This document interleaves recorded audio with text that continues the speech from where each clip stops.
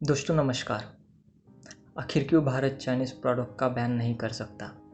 क्या सच में हम लोग चाइनीज़ प्रोडक्ट का बैन कर सकते हैं? किसके इकोनॉमी के ऊपर असर होगा, चाइना के या इंडिया के? किसको कितना नुकसान होगा और किसको कितना फ़ायदा, जानते हैं इस वीडियो में।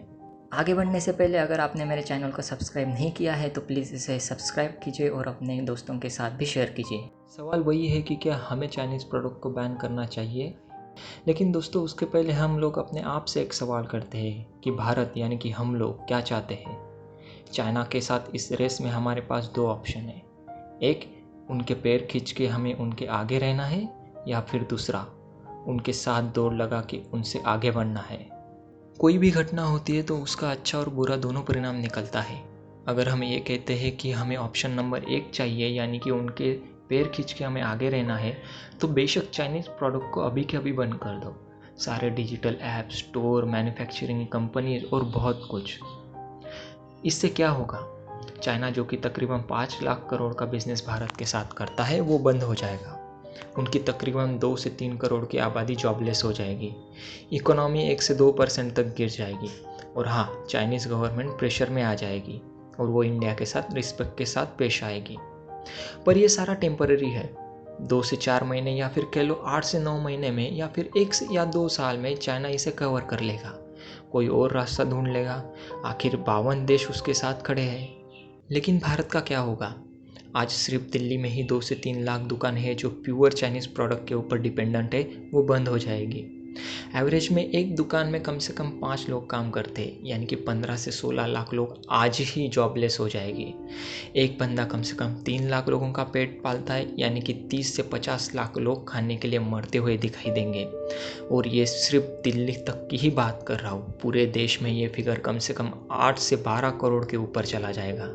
चलिए, अगर हम ये भी सोच लेते हैं कि चाइनीज़ प्रोडक्ट नहीं तो कुछ और देश का प्रोडक्ट हम बेचेंगे या फिर कोई और देश का प्रोडक्ट हम खरीद लेंगे, लेकिन सवाल फिर उससे वही खड़ा होता है कि क्या हम आत्मनिर्भर बन पाएंगे? चाइना को नहीं तो किसी और देश को माल बेचेंगे, या फिर चाइना को नहीं तो किसी और देश का माल खरीदेंगे। हम किसी और देश के ऊपर डिपेंडेंट रहेंगे। इसका कोई ज़्यादा फ़ायदा भारत को है, ऐसा मुझे नज़र नहीं आता। दोस्तों, ऑप्शन नंबर 2 भी है, यानी कि चाइना के साथ दौड़ लगा के उनसे आगे बढ़ना है। सबसे पहले हमें चाइना से इंडिपेंडेंट होना होगा। आज 70% इलेक्ट्रॉनिक कंपोनेंट चाइना से आते हैं। दवाई बनाने वाली कंपनियों में 60% एपीआई चाइना से इंपोर्ट होती है।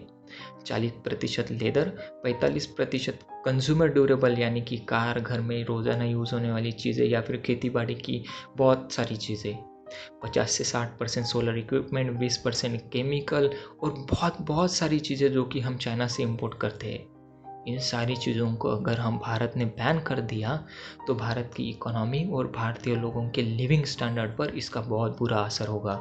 लेकिन बैन करने से पहले अगर हम इन सारी चीज़ों का दूसरा ऑप्शन ढूंढ लेते हैं तो फिर बात अलग है। और अगर ये सारे ऑप्शन इंडिया में ही मैन्युफैक्चर हो तो भारत बहुत आगे बढ़ेगा। हम जो भी चीज़ें चाइना से या फिर बाहरी देशों से मंगवाते हैं उसका प्रोडक्शन यही भारत में ही हो। इसमें रॉ मटेरियल भी शामिल है। हमारे बाकी कई देशों के साथ अच्छे संबंध है, जैसे कि यूरोप, यूके, यूएसए, ऑस्ट्रेलिया और रशिया। हम इनको ये बना बनाया माल बेच सकते, यानी कि एक्सपोर्ट कर सकते। इससे हमारी इकोनॉमी बढ़ेगी, लोगों का रोजगार बढ़ेगा और हमारा लिविंग स्टैंडर्ड भी बढ़ेगा। फिर सवाल वही है कि क्या भारत को चाइनीज़ प्रोडक्ट को बंद कर देना चाहिए? नहीं नहीं, अभी नहीं। उनसे इंपोर्ट किया हुआ माल हम फिर से बाहरी देशों को एक्सपोर्ट करेंगे। हमारा खुद का भी माल और उनका भी माल, दोनों माल हम एक्सपोर्ट करेंगे, यानी कि डबल मुनाफा। आत्मनिर्भर यानी सिर्फ चाइना ही नहीं, किसी भी देश के ऊपर हमें निर्भर नहीं होना चाहिए। आज के लिए इतना ही। तो दोस्तों, वीडियो को लाइक करो, चैनल को सब्सक्राइब करो। आपकी राय नीचे ज़रूर लिखिएगा। तब तक के लिए कंटिन्यू करेंगे अगले वीडियो में। धन्यवाद।